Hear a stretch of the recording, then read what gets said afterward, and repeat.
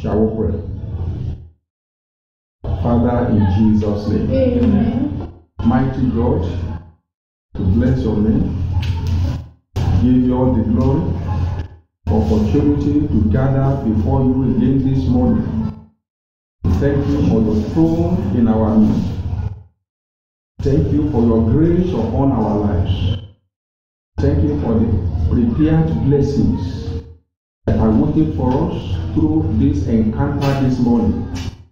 Thank you, Father, in Jesus' name. Amen. Mighty Father, we wash and sanctify our spirit, souls, and bodies in the blood of Jesus. Let the doors of faith be open to us in Jesus' name. Amen. And let your blessings be ours in Jesus' name. Amen. Give us understanding. Amen. Give us revelation. Amen. Give us knowledge. Amen. And give us ability to put into practice your word in Jesus' name. Amen. Thank you, Father, for answer prayer. Thank you. In Jesus' name, we have prayed. Amen. And amen. Amen. Praise the Lord. Amen. Give thanks unto God. Grace He has given us. Gather before Him this morning. The Lord lays it upon my heart to speak to His church on the message that I titled The Outcome of Divine Encounter with God. The outcome of divine encounter with God. I want us to listen to this good news first as we go into the message now. The good news I want to share with us, especially those of us who are not Hebrews by birth or by blood, those of us who are not Jews by birth or by blood, I want us to understand that through Jesus Christ, we also have the same rights, the same opportunity as the Jews or the Hebrews through the grace that Jesus has offered us. The people of Israel, through their father Jacob, so to say, were chosen by God, not because they asked God to choose them. But God simply had mercy on Jacob. Jacob and Esau were twins, but God preferred Jacob, not because Esau had done any evil, but the mercy of God made God prefer Jacob. And this preference also ran down to his seed, that people will call the Israelites today, who are also called the Jews or the Hebrews. We all know the blessings, the grace, opportunities they have here on earth because God preferred them. We read about the histories of the Jews right from the time when they were in the land of Egypt in bondage, how God miraculously delivered them. Not because the people of Israel had the power to set themselves free, but God intervened. Why? Because they are God's chosen, the Jews, the Hebrews. These are the grace that the people of Israel, the Jews, enjoy from God. God just by His power, by His mercy, lavish, much blessings upon the people of Israel. And when they came out of the land of Egypt, we can also see how the Red Sea of His own accord opened way for Israel, for the Hebrews, to travel on the dry land, while the waters became the walls for them on the right and on the left. And how the people of the Egyptian soldiers, how they perished in the waters. The Bible told us that God sent the air from His nostrils, and there was a blast that divided the Red Sea into two. So we could see the opportunities and the privileges of the people of Israel, called the Jews and the Hebrews. We can also begin to mention. Look at Joshua when he was fighting a battle. There was a man who was also another Hebrew. who commanded the sun to stand still, and the sun stood still. Privileges of what? The Hebrews. Praise the Lord. Hallelujah. So if we begin to look at it very well, we will see that these people called the Hebrews, they are very special to God. And God personally intervenes till today on their behalf. And I want to tell you the good news I have for all who are hearing me is that all of us who are also born again through Christ, we are spiritual Hebrews. We are spiritual Jews. We are spiritual Israelites. So as a child of God or as God's children, we can enjoy also similar things. Divine interventions from God. Let us open our Bible. Let us open our Bible to 1 Corinthians. Those who are not Hebrews, they are called the Gentiles. So by so saying, we can say we are Gentiles. But through Jesus Christ, Jesus has removed us. He has taken our names from the Gentile names, and he has added us to the Hebrews, to the Jews, to the Israel of God. I read here 1 Corinthians chapter 5, verse 1. It is reported commonly that there is fornication among you, and such fornication as is not so much as named among the Gentiles, that one should have his father's wife. I want us to understand that verse very well. Amen. I take it as I explain. It is reported commonly that there is fornication among you. The church at Corinth, there is fornication among you, and such fornication as is not so much as named among the Gentiles. What does that mean? Apostle Paul was telling the church at Corinth that fornication is common among the Gentiles. So Apostle Paul was trying to say, or is trying to say here, that you church, you are not what? Gentiles. Because fornication is commonly reported among the Gentiles. Why should we hear about it also among you? So Apostle Paul is trying to make a demarcation that even though you are Gentiles, but because you are in Christ, fornication should not be recorded among you, should not be reported among you. What is reported or what is common among the Gentiles must not be recorded or must not be common among you. But truly speaking, the Corinthians, they are what? They are Gentiles. They are not Hebrews. So if Paul will say that what is commonly reported among the Gentiles should not be among you, what does that mean? You are not Gentiles. That's the meaning of that verse. What is commonly reported among the Gentiles, why do we also see it among you? What does that mean? That you are not Gentiles, but by blood the Corinthians are not Jews.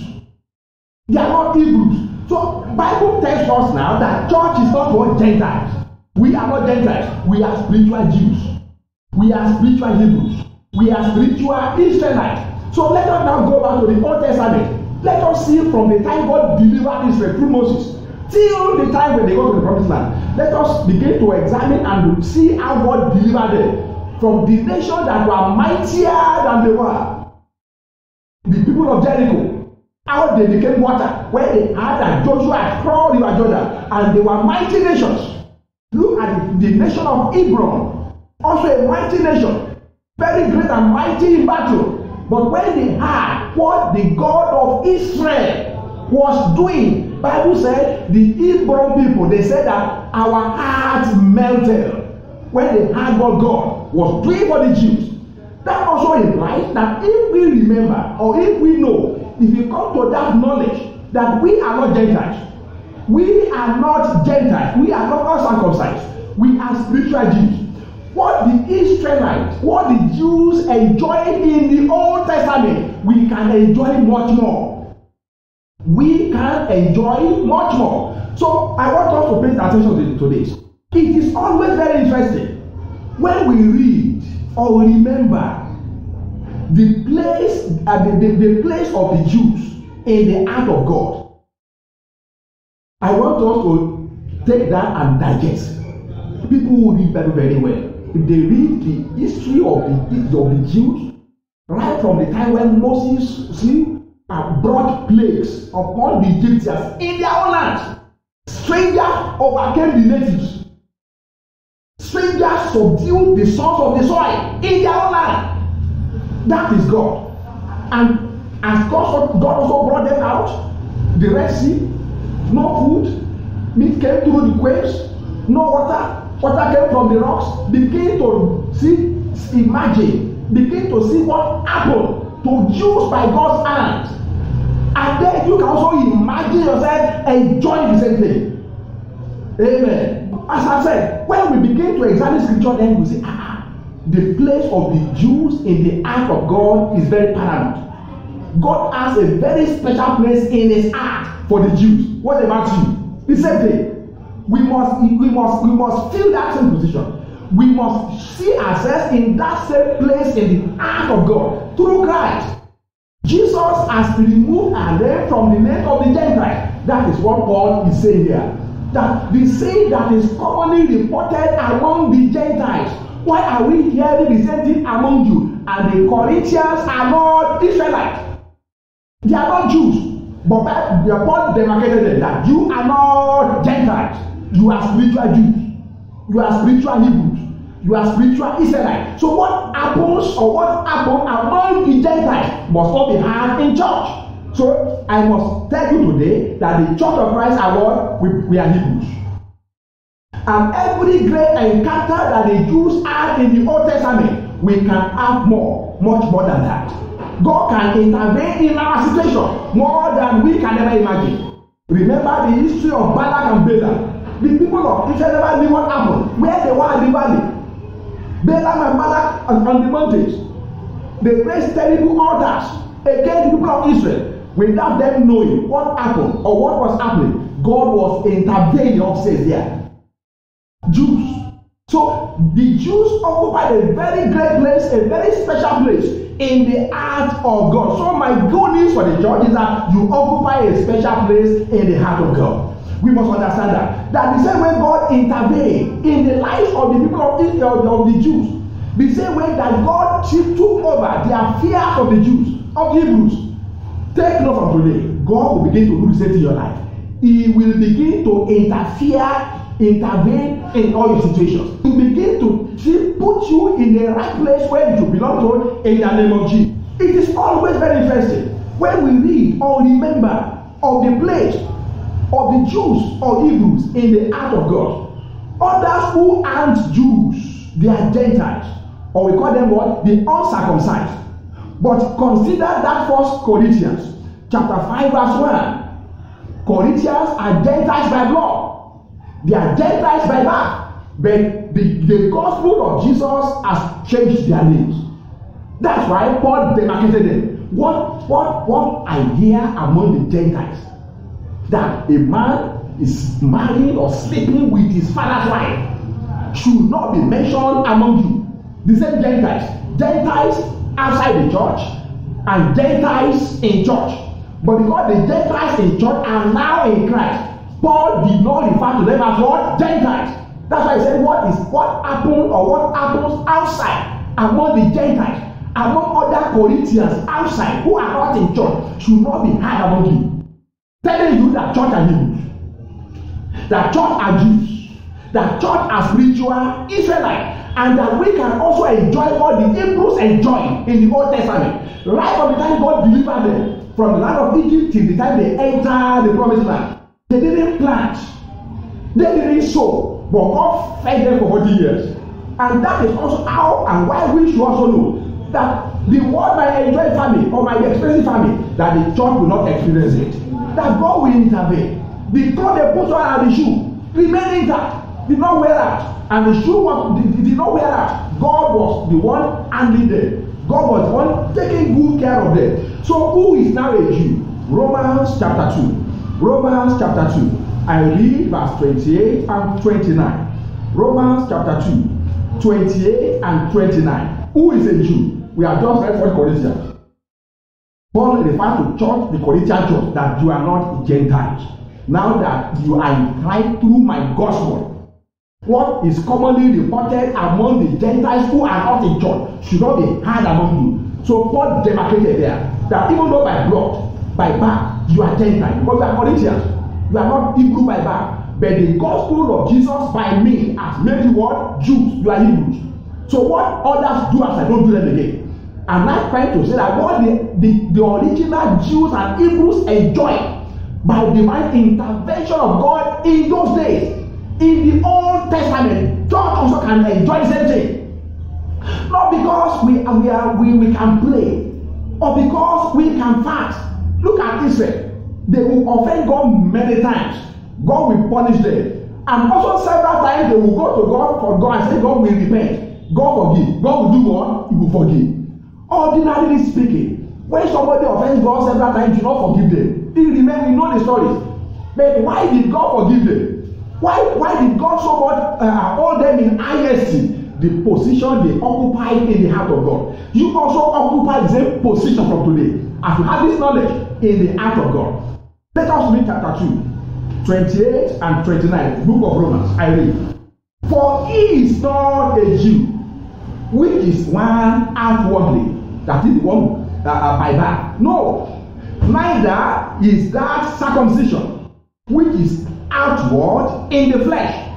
Not all those who are born by Israelites are called Jews. 29. But he is a Jew, which is one inwardly, spiritual Jew, through the gospel of Christ, and uncircumcision in that of the heart, in the spirit, and not in the letter, whose praise is not of men, but of what? Of God. That means it is God that is always intervening in their lives. Whose praise is not of men. That is how God sees us. Whose praise is not of men, but of God. So who is a Jew now? Only the people who are Israel by birth? No. Those who are in church through the gospel of Christ. So the Gentiles who grow up from Christ, still in Christ, and the roots are perfectly holy, have the same place in the heart of God, just as the Jews by birth. I'm trying to say here that even those who are actually Gentiles, who are not Jews by birth, because of the place where we grow out from. Look at the church at Corinth. Originally by birth they were Corinth, they were Gentiles. But the root from where they grew up from was Jesus. So Jesus attached them. Jesus connected them to the same grace, to the same mercy that the original Hebrew enjoyed. So here I said the Gentiles who grew up from Christ, and they are in Christ, and their root is Jesus Christ.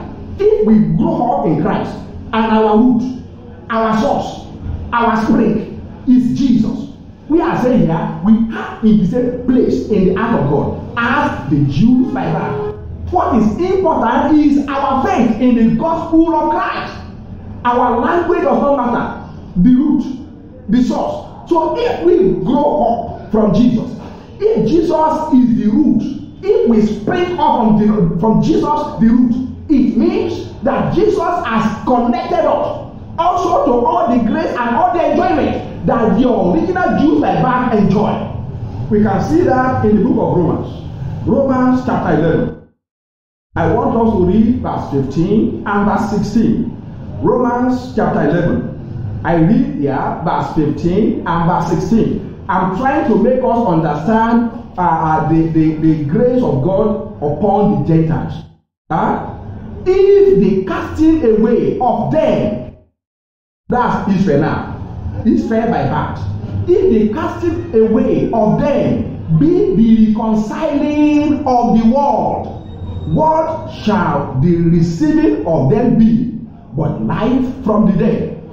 Pay attention. Look at me here. When God chose Israel, there were many nations at that time also on earth. But God decided to choose Jacob and his children. There are many men, many families, many nations. But God just preferred Jacob. And that grace descended, run down through to his children. Many nations, but God chose Jacob. But God chose Israel. So also today, many nations of the world, the Bible says, and God reconciled the entire world where unto himself.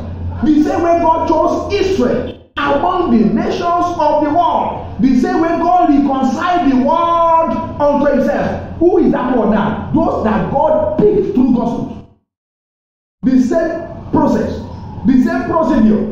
God chose Jacob. There are many families, many men. God chose it.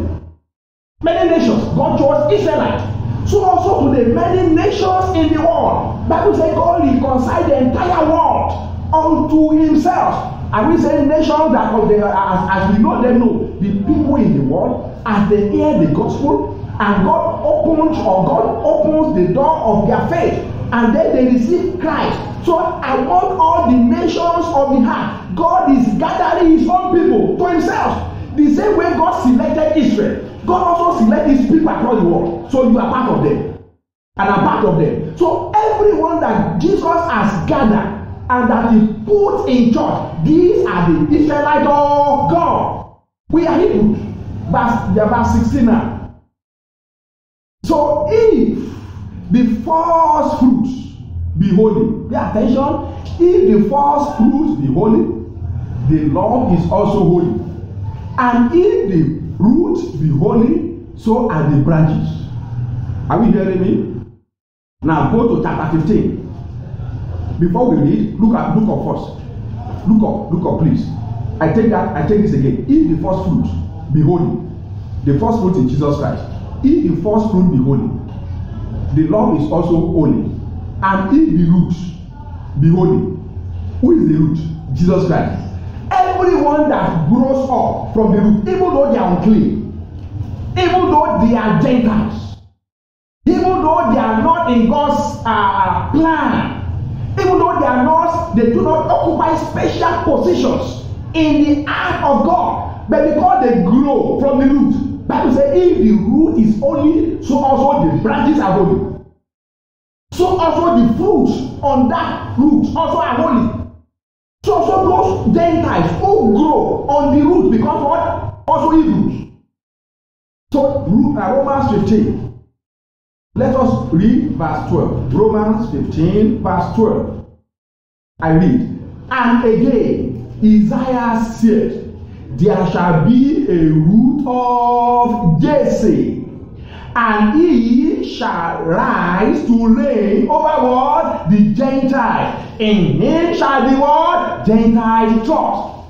What does that mean? By birth I am a Gentile, but by my trust in Christ I am no more what? A Gentile. I am now what? Spiritual Hebrew. Those who grow. So we are unclean, we are dirty, we are uncircumcised, we are Gentiles, but because we grow up through gospel from Jesus. Bible says Jesus Christ, who is the root, has made all the branches, all the leaves, and all the fruits also what? Clean. For Jesus is holy. So everything that grows up from him becomes holy automatically. Everything. Who is Jesus also? The blood of the Hebrew is in him. So everyone who grows from him, the blood of Jesus, the life of Jesus is in us. So we are connected. We are also Hebrews. I want us to understand that begin to have a kind of flashback to all the experiences and the divine experiences of the people of Israel, the Jews, till they enter the promised land and begin to recount and remember many things that God did for them. So you can know also what God can do for you. From today, as we understand whom we are, we enjoy God much better than we used to in the name of Jesus. Amen. I said, take note of this. Take note of this. Number one, God chose Israel out of many nations. God preferred them. Number two, I said again, God also chooses born again from the world. The same process. So God preferred Israel among many nations. What about his church? The same thing. The same thing. The same thing. Open your Bible again to Romans chapter 10 verse 12. Romans chapter 10 verse 12. Romans 10, 12. For there is no difference between the Jews and the Greeks. For the same Lord over all is rich unto all that what call upon him. Can we hear that? No difference between the Gentiles and the Hebrew. Whoever that call upon him, God is rich to all of them, except those who are not born again, except those who come to church and they are not in faith. Because not only coming to church means to be in Christ. Jesus said through Paul that all who come to church, who come to God, either Jews or Greeks, God does not discriminate. God is rich towards all of them. Right in that subtopic, which is the message, the outcome of divine encounter with God. Now, before we can become the Jews that we have mentioned here, before we can become the Hebrews that we have mentioned here, before we can enjoy all the privileges, all the grace, all the abundance of mercy that these people of Jews enjoy, we also must have what? A great encounter with God. Not coming to church, not how many years we spend in church, not the Christian names we bear, divine revelation of whom God is. Getting to understand what we have just had now. Probably we have heard about this before and it did not make any meaning to us. But now we are hearing again. God has again exposed his mind unto us. This God goes a long way in our life when we know who we are. This is a kind of encounter we are saying. By God making known to us what we have. God making us know the position we occupy in his heart. It changes history. It changes patterns of how things used to be. That sometimes I was a Gentile because by now I know that I'm no longer a Gentile. Even though I do not have the blood made by birth of the Jews running in my veins, but the blood of Jesus is running in my veins. But the Spirit of Christ, who is my root, is in me. In that case, I'll be connected. This is an encounter that God wants us to have this morning.